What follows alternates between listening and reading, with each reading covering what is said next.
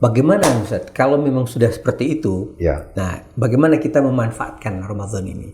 Ya. Jadi supaya itu tadi ya, artinya yang kita konsumsi ini betul-betul pengetahuan. Betul. Sehingga berefek buat generasi kita. Pengetahuan manusia sedikit, pasti dia kegelisahan, ketakutan itu pasti menghinggapi dia karena begitu banyaknya yang dia tidak ketahui dibandingkan yang dia ketahui. Caranya bagaimana meringkus ini supaya menjadi sehingga mereka tidak takut dan tidak sedih, tidak gelisah.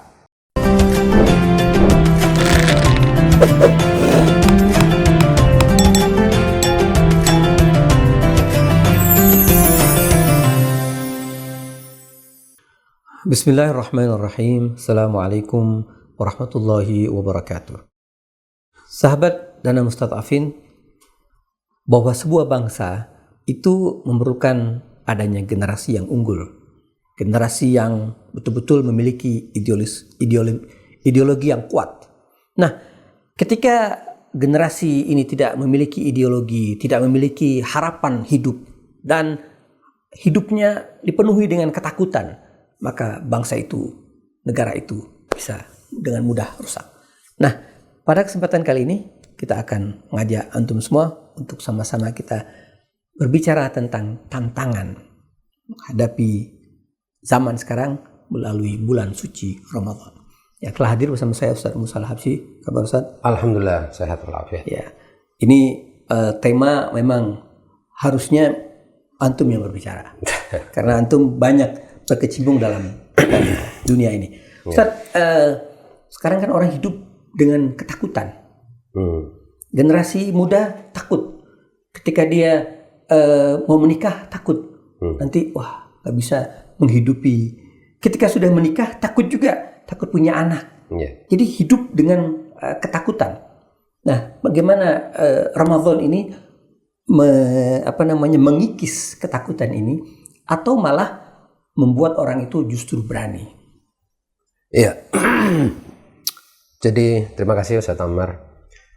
Kalau kita bicara tentang jiwa manusia, ya, dan kita baca Al-Quran ataupun hadis-hadis dari Rasul dan A'immah alaihissalam, kita lihat bahwa kegelisahan atau ketidaktenangan dan ketakutan tadi itu datang dari ketidaktahuan, datang dari ketidakpastian yang ada pada diri manusia. Pasti manusia mengalami, gimana ya besok lusa, setahun yang akan datang, saya gimana.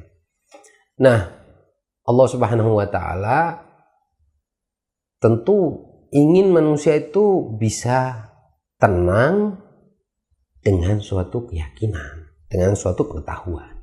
Maka Allah turunkan wahyu, Allah turunkan para nabi, para imam untuk mengajarkan kepada manusia serangkaian pengetahuan yang bisa nenangin dia.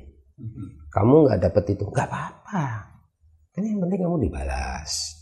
Loh, dari mana? Allah yang bilang. Nah, jadi pengetahuan agama itu harusnya bisa menenangkan kegelisahan-kegelisahan yang dihadapi oleh manusia, yang pasti dihadapi manusia karena ketidaktahuan tadi.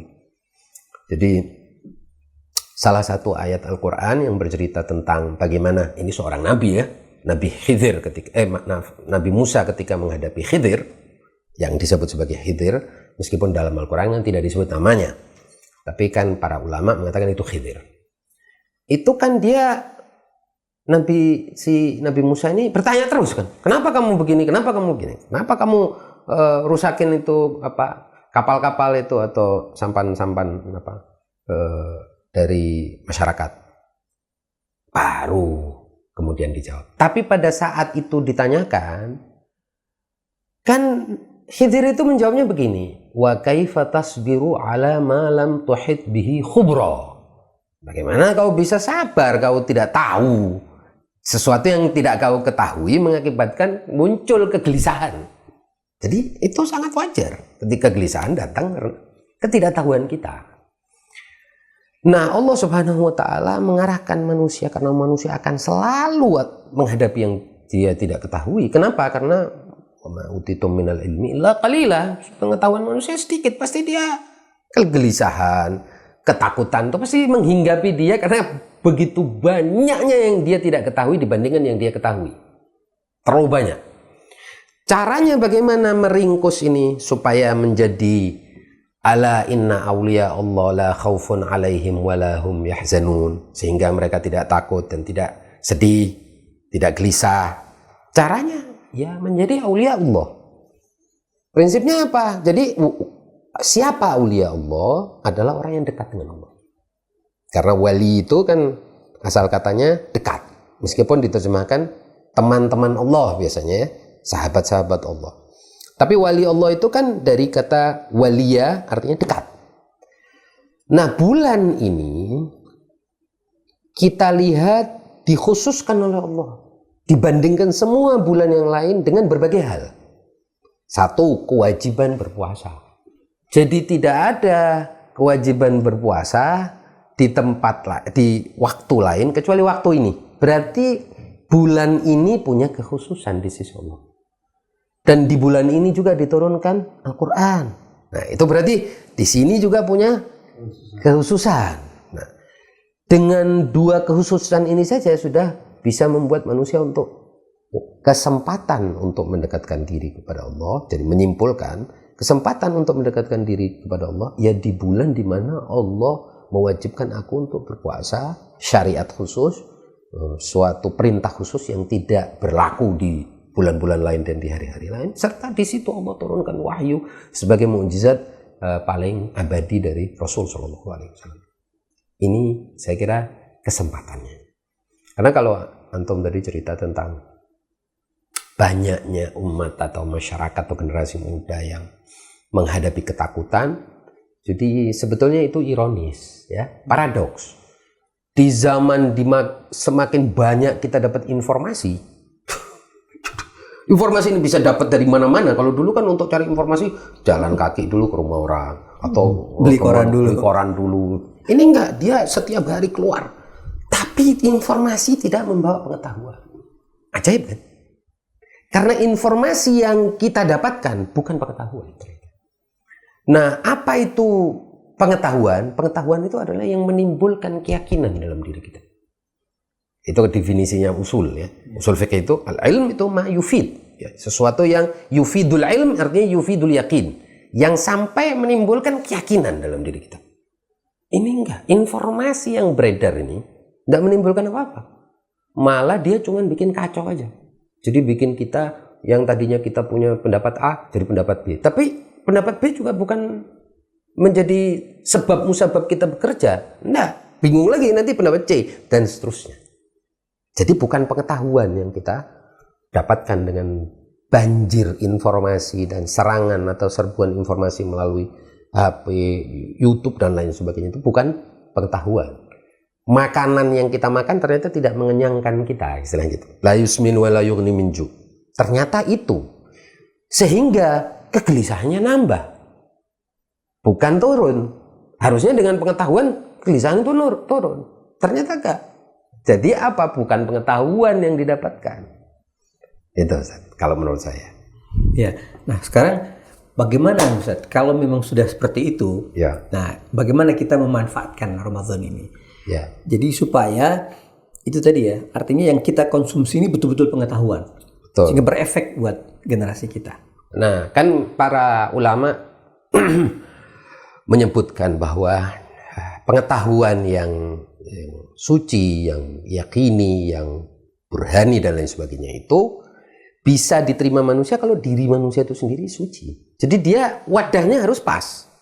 Jadi kita mesti persiapkan ini dulu. Nah, kan kita sudah kemarin kita bahas tentang bahwa perbedaan bulan Ramadan dibandingkan dengan waktu bulan-bulan lain adalah di bulan-bulan lain yang wajib itu kita beribadah paling 17, 20 menit, 25 menit, taruh sejam lah dalam sehari. Betul?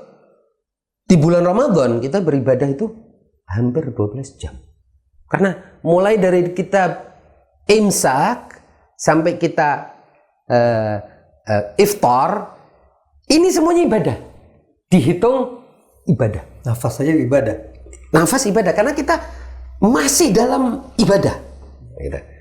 Bandingkan dengan hari-hari biasa atau bulan-bulan biasa, kita kan cuman sholat subuh ya berapa? 3 menit, 4 menit, oke.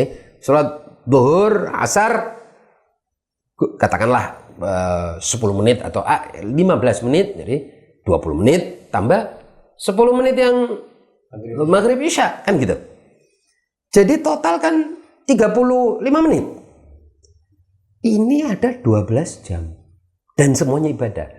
Dan tidak bisa manusia membersihkan jiwanya supaya dapat pengetahuan-pengetahuan suci yang bisa membawa kepada ketenangan, membawa kepada keyakinan dan pengetahuan dalam pengertian yang sebenarnya, kecuali dia membersihkan wadahnya itu tadi. Lah, di dalam ibadah tentu wadahnya itu semakin bagus untuk dibersihkan. Makanya kan sampai orang itu kadang-kadang ada anjuran ya sunnah untuk kita sholat dulu maghrib isya sebelum kita iftar misalnya. Itu karena itu nur ala nur, ibadah dalam ibadah kan gitu. Jadi kita dapat dalam sehari di bulan Ramadan itu bisa dapat 5 kali sholat, semuanya dalam keadaan beribadah. Jadi ibadah di dalam ibadah. Nah, ditambah lagi cari pelajaran di situ, cari ilmu di situ, ibadah di dalam ibadah, bisa ditumpuk-tumpuk.